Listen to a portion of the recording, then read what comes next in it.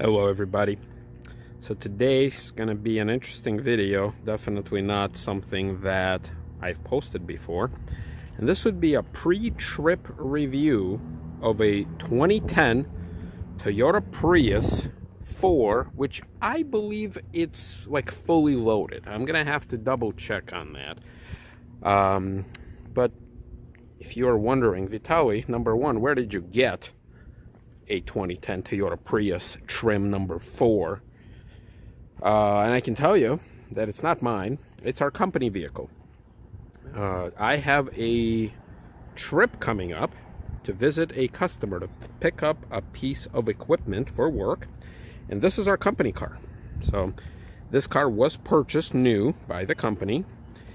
It's 10 years old. It's got about 109,000 miles, but it is a very well maintained vehicle because all the services and everything else that the car needed, all the recalls, all the parts, down to windshield wipers, down to any burned out light bulbs, have always been dealership service. So though this car is kind of old, I mean, it's only 4 years younger than my '06 Lincoln Town Car, but it's very well maintained. Thousands upon thousands of dollars were spent as recent as a few weeks ago. Got all 4 brand new tires, got new wipers, got some light bulbs, got something, I don't know. We have records of just about everything. We have a giant binder at work, and I will be displaying it with all the little tiny details of every dollar spent maintaining this car over its 10-year lifespan, and it'll probably last us for quite some time. So I have a trip coming up tomorrow. So I'm filming this as of Wednesday, June 17th. This is my trip is going to be tomorrow. So I wanted to do this because it's not every day. Number one, it's not every day that I get to take this car out. Number two, I think this would be a good contrast about, hey, you know, what does it feel like for a Lincoln Town Car and a large car aficionado such as myself to have a 600 plus miles round trip coming up in a Toyota Prius. So I'm going to spend a few minutes, hopefully this video won't be that long, to kind of cover everything. And so this will be a trip from Chicago to a city in Michigan. I don't remember, but I will be displaying it in this car. So just looking from it from the outside, obviously it's red. Oh, we do have a window sticker, so I will be displaying that as well. So it's a 2010, it's red, it's some fancy color, it's got a tan interior, and you know, the last 10 years it was driven 109,000 miles, so it's not that much. I mean, the mileage wise, it's newer than my car, and it's got a few extra thousand miles. And on the outside, I mean, it did suffer a little damage here and there. You know, you could see kind of some of the scrapes obviously down there, and it is covered in poop because of the coronavirus. It's been sitting and sitting and sitting here for several months actually. So it's missing one of the interesting thing about this car, so this is technically not a you know, an alloy rim. It's what happens when you lose a plastic wheel cover, and I've never seen this before. So you got the plastic wheel cover, which 3 wheels do have, and then this one, the plastic wheel cover must have, you know, broke off or something, and you got a metal rim underneath, and look, it is peeling. It is peeling just like it's peeling on my '06 Lincoln Town Car. So that kind of makes me feel a little better that it is not necessarily my Lincoln Town Car, but it's probably something that whatever manufacturers do to have this coating that comes off. Now, this car being newer, obviously, so you can see it right up here, same thing. So plasticky wheel cover over metal rim. I don't understand. I mean, might as well not even put the cover, you know? So yeah, that I don't get. I think it does have fog lights. We will be jumping into the interior pretty soon. It did suffer some damage, so you can kind of see this bumper cover. You see, like, that should be tucked inside. So there's that. What else? Got all the crap on it, literally crap. But yeah, in general, a few dings and scratches, and obviously down here in the back. I mean, I'm not too focused on on anything here. So down back, it's interesting how you have the Toyota logo with the blue, but you got the Prius, and then you have this hybrid energy drive, but you don't have anything kind of denoting what kind of trim level it is, like it's an XE or XLE, or in this case it's a 4. It's just a trim 4. So it's interesting noting. So this one being kind of a optioned out. So look, so it has a power moonroof or sunroof, and then it has this solar panel. So this is an option, and it was on the window stickers. This is a solar panel that was part of like a $4,000 or so option, where it will run, basically it'll keep a bit of a charge in the battery, and I think it will also keep air recirculating on the inside when the car's off, to kind of keep the air nice and fresh. So this was an option. This was not standard. You cannot see through it. So this being glass, you can see through it. This just being an extra solar panel. So this car was optioned out pretty well. It does have one of these keys. That's a smart key. So that's something that my Lincoln Town Car doesn't have. It does have a little key that pulls out. Let's see if I can do it one-handed. Yep, right there. All right, so you can put it in the keyhole if it comes out all the way. And it does have one of these smart key access where if you touch it in the back, it'll open, and then if you want to lock it, you touch this little area right here, and you heard it beep. So, or you can just do one of these, then it opens up. All right, so jumping into the inside, once again, this one being kind of loaded. I'm not sure if it's fully loaded or it's maybe missing something, but it's got a tan interior. It's got these leather inserts. I think they don't have those on the base models. You have all auto windows. You have leather perforated seats, and this is interesting. So you have lumbar, auto lumbar, but then the seats themselves, although they are leather, they are manual seats. I'm not sure what's going on there. So I don't know if there was another option package that you should get or something else. So right up here, all right, so sitting, this is the one thing that I really hate about this interior is the center mounted dash. So I'm gonna start it because it is quite hot in here. So put your foot on the brake. You see it lights up. Pushing it to start. Now I know it's flickering. It doesn't do that. It says oil change, you know, maintenance required. It just got its oil change, so it is not due for quite some time. It actually says right there.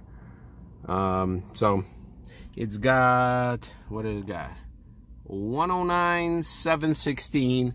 It's got that little ready symbol. So I know it's all flickering. I can't help it. But it's not doing that in real life, just on film. So so first of all, it's on right now, but yet because it's running off a battery, you can kind of see this very flickering display that has got some juice in the battery. It's been sitting for quite some time. And I think what I'm going to do is I'm going to turn on the AC, which is right up here.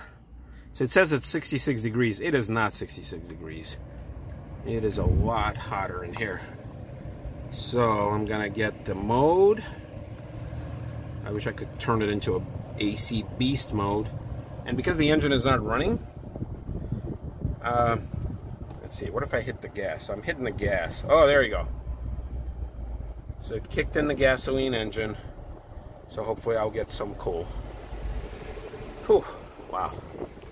So what do we have here? So this dash, I hate this thing. This is a classic Toyota. I know this thing is on all Priuses, on all Prius, including the more modern ones.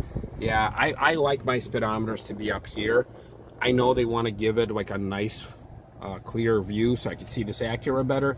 But come on, just put them right there. I mean, they've been in cars, all the gauges for years and decades. Don't put them up there. For me, this is more difficult to see than right up front.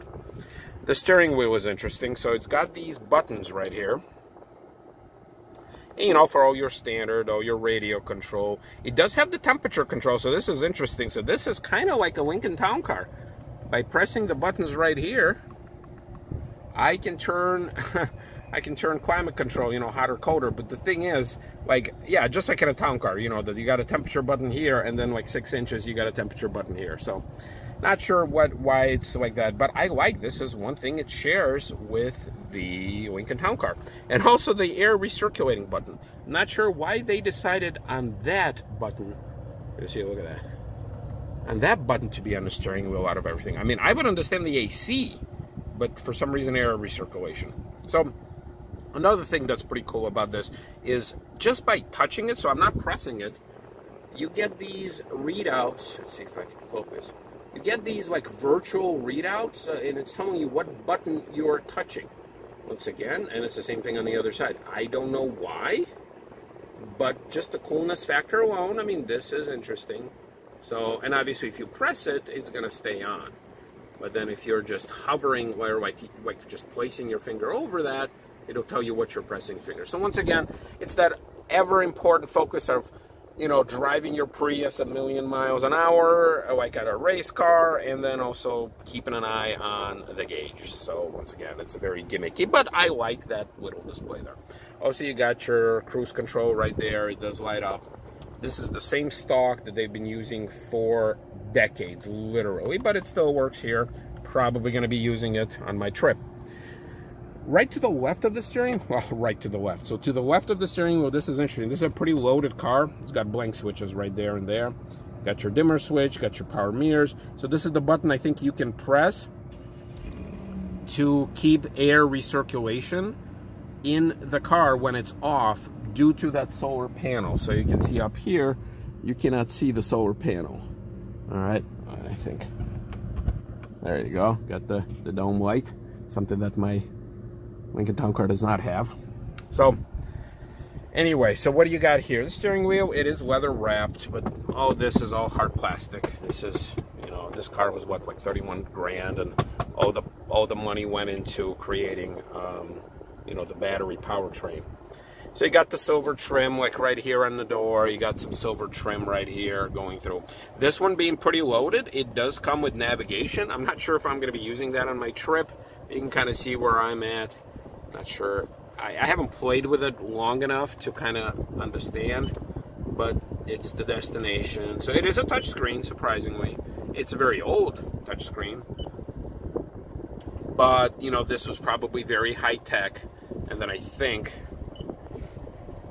eject. Oh, okay. So it has a 4-disc CD changer in addition to the nav disc. Okay, so you have the map disc, which is obviously in there now, and then you can do an additional 4 CDs. So let's just close it. So this is cool. I mean, I'll try it out tomorrow when I actually go on this trip. It is all the way bright, as bright as I could make it, but it's not very bright, even at the highest setting. And then you have all your standard stuff in here. AM satellite. Something's telling me it does not have satellite. It has the ability for satellite. Let's see, audio. Yeah, it's only the preview channels. But I can do like the AM and FM. Okay. So, once again, pretty advanced. I know the Town Car did not have a very good navigation system, even at the time. And by 2010, it was pretty outdated. But I know some folks do have navigation in their Town Car. Climate control, it's pretty basic. You know, it does have this filter thing. I know these cars have an internal filter where you can turn it on like ionize or something like that. I don't know for sure. And then this is interesting. I'm going to be testing these out. EV mode, eco mode, power mode. When you press the power mode, a little power icon lights up. When you do the eco mode, and then the EV mode will only work when you have a full battery. So I'm pressing it, it says it's currently not available because the battery's not charged enough. Other than that, you have the hazard switch right there. You have this weird shifter thing that always returns to its position, but you have to press on the brake pedal. So there you go. So it says shift into park because I have the door open. And then it starts beeping at you. Oh, it does have backup camera. So this was pretty high tech. You know, this is 2010. This is before the mandate. Look, I got the door open. I got so many things beeping at me and screaming at me. All right, relax. Not going anywhere. All right. So backup camera is nice. Let's see. And it's got the dual glove box. Keep in mind, this is not my car, so it's got a lot of extra crap in there that's not mine. I like the dual glove box. Quite nice. What else it's got? The seats themselves I mean, this is almost all the way back that I'm sitting. It's okay. It's not. I'm not hurting for space. Once again, this is being high up there. You have the heated seat button, which to me almost looks like an afterthought.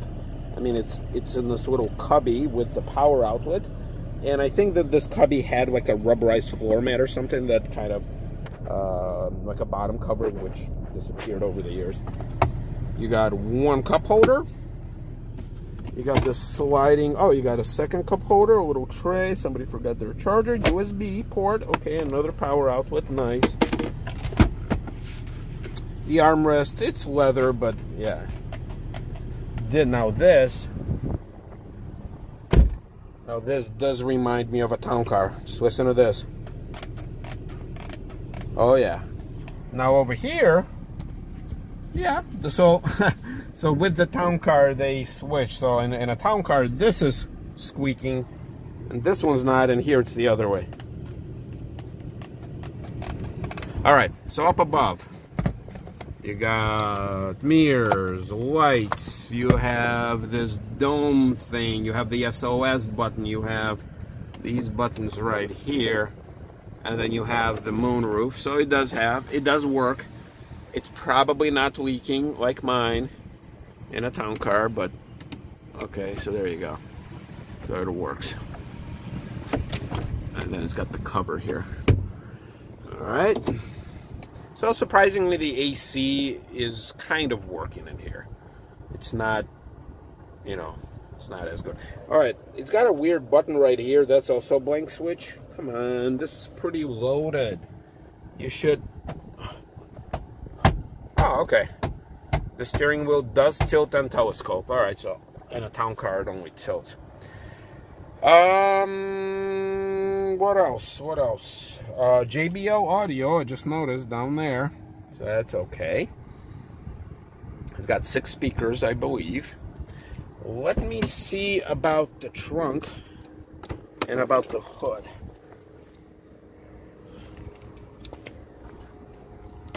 So it's interesting. So it's beeping because I got the key. It's interesting what kind of little noise it makes. Oh wow, this hood is extra light. Wow. And it's got this dinky little switch here for lifting it. So this is what a Prius sounds like when it's not running the gasoline engine. It's weird.